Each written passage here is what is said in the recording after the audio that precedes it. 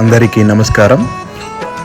మనము దశ అశ్వమేధ ఘాట్ కాశీలో ఉన్నాం. ఈ బోట్లన్నీ గంగా హారతి కోసం ఉంచి ఉన్నారు. ఇక్కడ గంగా హారతి కోసం ఏర్పాట్లు జరుగుతుంది. దశ అశ్వమేధ ఘాట్ కాశీ 6:30కు జరిగే గంగా హారతి కోసం అందరూ వేల సంఖ్యలో హాజరై ఉన్నారు. గంగా హారతి జరుగుతుంది. వేల సంఖ్యలో పబ్లిక్ ఇక్కడ కూర్చున్నారు గంగా హారతి వీక్షించడానికి. అందరూ గంగా హారతి ఆశీర్వాదాన్ని పొందండి.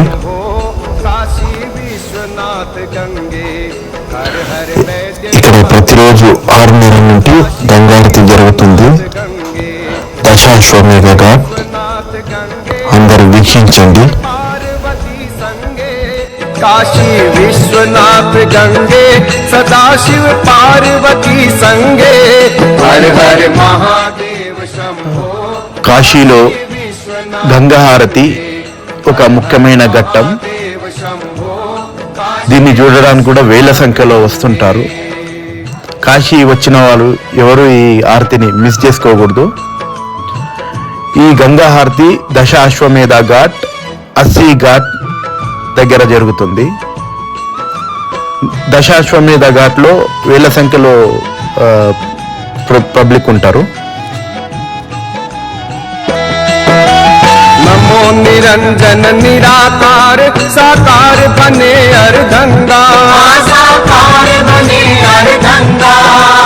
कलित कपोल भाल उर గంగా హారతి తర్వాత మనము రాత్రిపూట పడవలో గంగా తీరాన ఉన్న ఘాట్లని చూడడానికి వెళ్తున్నాము. పడవలోనే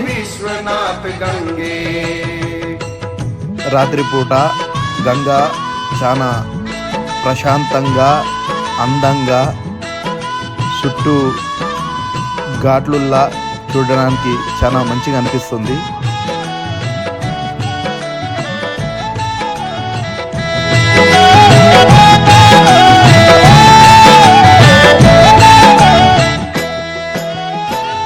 పడవలో వెళ్ళేటప్పుడు అందరూ ఖచ్చితంగా లైఫ్ జాకెట్ అని వేసుకోవాలి.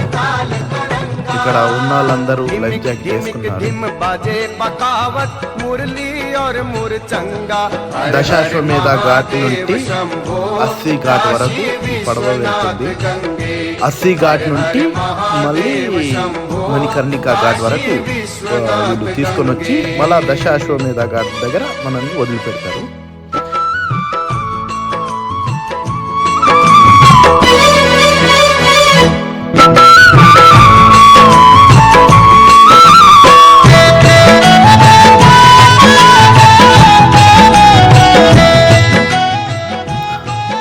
అస్సీ ఘాట్ ఇది కాశీలో పడవలో ప్రయాణం చేసేటప్పుడు ఇది లాస్ట్ ఘాట్. దీన్ని 80 ఘాట్ అంటారు. ఇక్కడ కూడా గంగా హారతి జరుగుతుంది. మార్నింగ్ 5:30కు ఇక్కడనే గంగా హారతి జరుగుతుంది. 80 ఘాట్ కాశీ.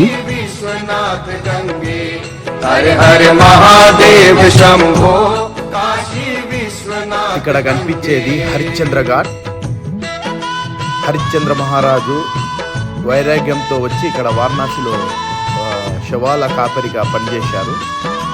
అందుకే ఈ హరిశ్చంద్ర ఘాట్ అని వచ్చింది.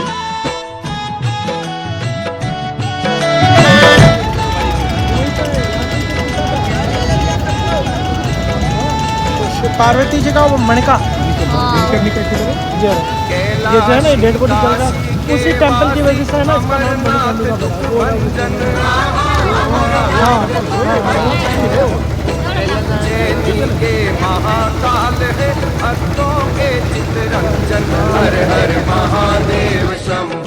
ఇక్కడ కనిపిస్తున్న కమాన్ కాశీ విశ్వనాథుని ఘాట్ ఎంట్రీ. ఇది ఇక్కడ నుండి విశ్వనాథునికి ghat entry gate number 1.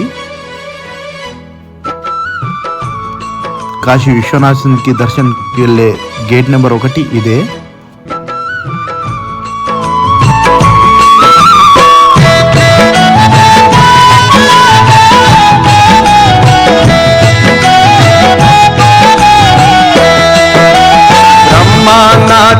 Vishnu नाचे नाचे देव लोक सारा